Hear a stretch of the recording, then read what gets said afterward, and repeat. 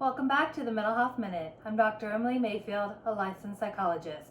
Thank you for watching this video and being a part of the Mindset Therapy family. In mainstream media, the word narcissist is used as a shorthand way to describe a broad range of individuals with similar traits. However, within the term narcissist, there are many different behaviors that can be present, which makes identifying the narcissist difficult at times. First, not all people who have narcissistic traits can be diagnosed with narcissistic personality disorder. Narcissistic personality disorder is a mental health disorder with the traits used to describe a narcissist, but there's also a certain level of impact on the person's functioning that is needed to be able to make the diagnosis. Someone can have narcissistic traits even if they cannot be diagnosed with narcissistic personality disorder. But first, before we discuss that further, thank you for choosing to watch this video. I really appreciate your willingness to give me and the information a chance. For the returning viewers, thank you for your support. I hope we can continue to allow this channel to grow together. If you haven't already, please consider subscribing to my channel to be a part of the Mindset Therapy family. Also, comment below on any topics you would like to see or just to say hi.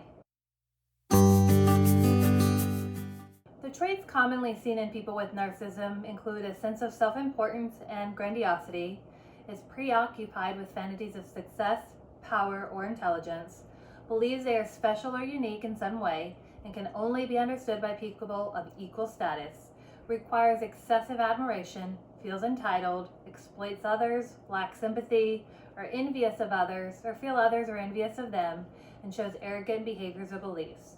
There are several different traits to consider in someone who might be a narcissist. However, an easy way to summarize those traits is that they involve a sense of superiority, and the narcissist is self-focused on how their behaviors are better than others, and others cannot compare to them. To maintain this inflated sense of self-importance, they lack empathy and cannot take the perspective of someone else. To experience empathy would have the potential to require the narcissist to look inward and experience emotions they actively work to push away to avoid narcissistic injury. Now that we know the general traits of someone with narcissism, let's focus in today's video on two broad categories of narcissists, the distinction between covert and overt narcissists. The traits of the covert and overt narcissists are the same. However, the primary difference is how they act outwardly. Internally, they experience the same low self-esteem and lack of object constancy, but they express these insecurities in quite different ways. First, let's define the terms covert and overt. Covert means the behavior is less obvious and is out of our awareness. The behavior is not openly acknowledged or displayed. Overt means the behavior is done in the open and it's readily apparent and noticed. For the narcissist, the covert narcissist appears more reserved and introverted, while the overt narcissist is more loud and obviously insensitive to the needs of others. The overt narcissist has no issues in seeking compliments from others, while the covert narcissist tends to appear more inhibited in their behaviors. The overt narcissist is a little easier to spot because they openly discuss their accomplishments, how great they are, and where someone else has failed. However, the covert narcissist engages in more manipulative behaviors to show that they are superior, and this can make it more difficult to see who they really are. While outwardly the covert and overt narcissist might appear to be very different, internally they have the same insecurities that they must protect through the common narcissistic behaviors of blame shifting, projection, gaslighting, and other forms of control and manipulation. The covert narcissist doesn't profess their greatness, but will seek reassurance about their skills and talents. They are using others as a way to feed their supply through passive seeking of compliments.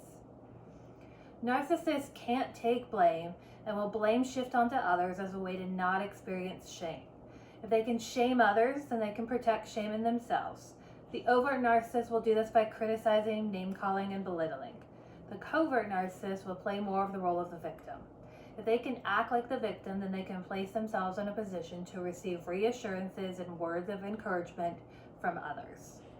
The covert narcissist likes to create confusion to keep others guessing. This is a passive form of manipulation and abuse because it doesn't outright tell somebody that they're wrong.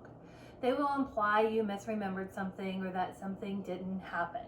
This is in contrast to the overt narcissist who will take every opportunity to tell you where you failed and how you are to blame. Narcissists lacked empathy, and this is true for both a covert and overt narcissist.